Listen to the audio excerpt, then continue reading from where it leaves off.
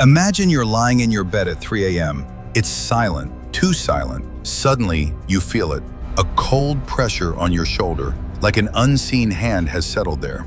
Your breath catches, your eyes are closed, yet the weight doesn't feel imagined. A whisper of a breeze on your arm where no breeze can reach. You turn, nothing but darkness, just your heart pounding against the sheets. What if I told you that sensation, that touch, isn't paranormal, but coming from your own brain, and that some of the most terrifying, ghostly touches ever reported are actually rooted in neuroscience and psychology?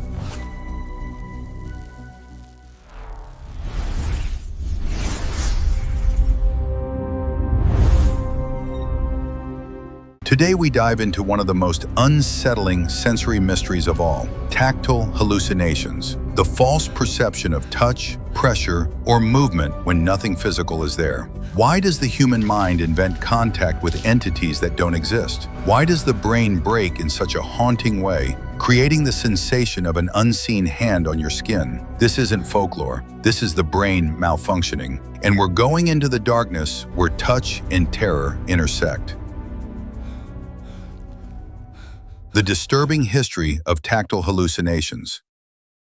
Long before neuroscience could explain the wiring of the human nervous system, people around the world struggled to make sense of the feeling of unseen touch. In medieval Europe, disturbances during sleep were commonly attributed to incubi and succubi, male and female demons believed to lie upon sleepers, pressing down on chests and limbs, and inducing terrifying sensations that were far more than just dreams. The very word nightmare comes from the Old English mare, a spirit thought to suffocate sleepers by its weight. Across cultures, these interpretations were eerily consistent. In Scandinavian and Germanic folklore, the mare tormented people during slumber, leaving them paralyzed beneath an invisible weight. In East Asia, phenomena like kanashibari in Japan and similar beliefs in China and among the Hmong attributed nocturnal pressure and oppressive touches to spirits that tie or press down on the body. Even in the Caribbean and Pacific Islands, spirit beings were believed to leap upon sleepers' chests, choke them, or sit upon their bodies as part of supernatural night visitations. These accounts weren't isolated stories. Travelers, mystics, and sufferers across continents described eerie contact, pressure on a shoulder, tingling across the back, or the sensation of hairs being stroked, all with no physical cause. What puzzled people wasn't just the sensation itself, but its convincing realism. Enough that many scratched at phantom insects crawling on their skin or jerked away from contact that felt palpably, disturbingly real. Far from mere legends, these worldwide beliefs reveal a consistent psychological experience that pre-science cultures tried to interpret through spirits and demons. A testament to how deeply human perception can blur the line between the physical and the imagined. What are tactile hallucinations? The science behind the touch.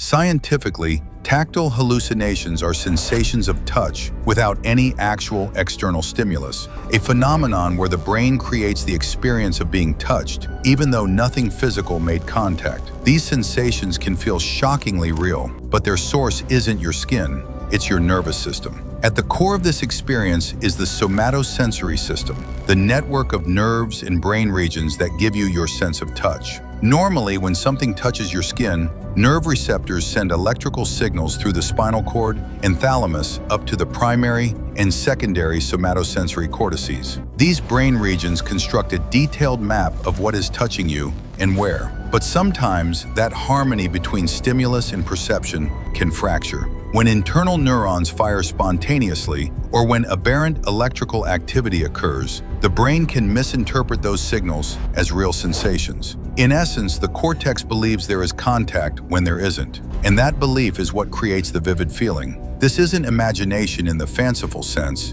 it's a neurobiological misfire. Because the same sensory pathways are activated, the experience feels physical. In some cases, like the phantom touch illusion, where people report tingling on parts of the body that weren't touched at all, the brain can even fill in sensations based on expectation or internal body representation, rather than actual stimulation. Tactile hallucinations can take many forms. Formication, the crawling insect sensation that feels under the skin. Phantom limb sensations, amputees vividly feel limbs that no longer exist. Pressure or weight, like something unseen resting on your chest or shoulder. And unlike simple imagination, these sensations can be viscerally real, causing scratching, flinching, or even panic in the moment because the brain treats them as genuine sensory input.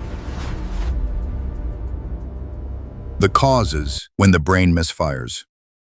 So what triggers these eerie sensations? There's no single cause. Instead, there's a constellation of neurological and psychological triggers that can fool the brain's sensory wiring. Psychiatric conditions. Tactile hallucinations are most commonly associated with psychotic disorders such as schizophrenia, where altered brain chemistry and sensory processing can create vivid hallucinations. Delusional parasitosis, the persistent belief of being infested with insects, powered by tactile hallucinations that feel incredibly real. Drugs and withdrawal.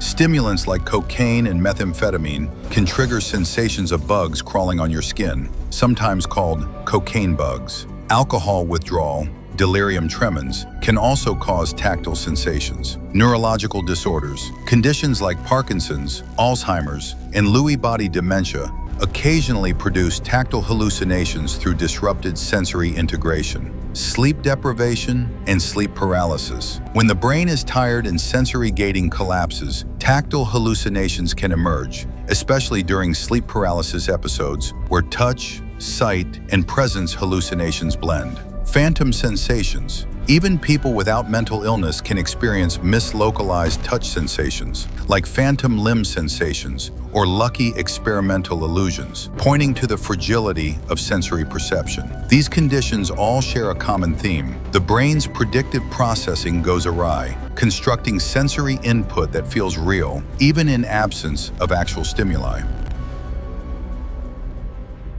A famous real-world case.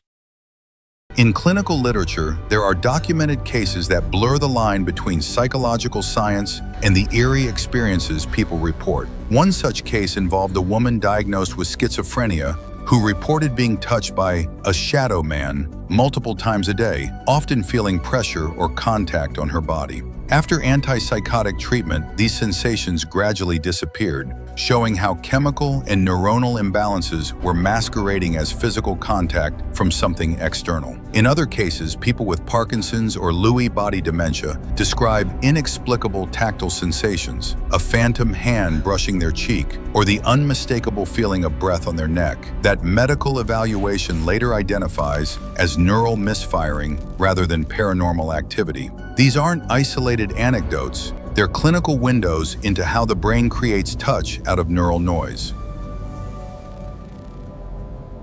The twist and application.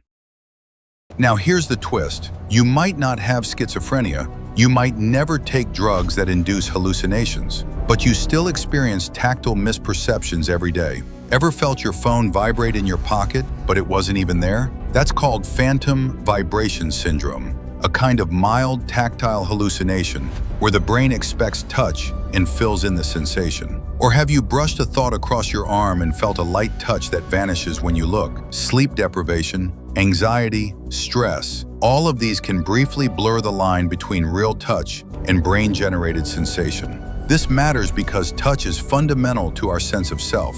If what you feel can be generated without a real stimulus, what else might your brain be making up? The boundary between the real and the imagined isn't as solid as we think, especially when it comes to the sensations that root us in our bodies.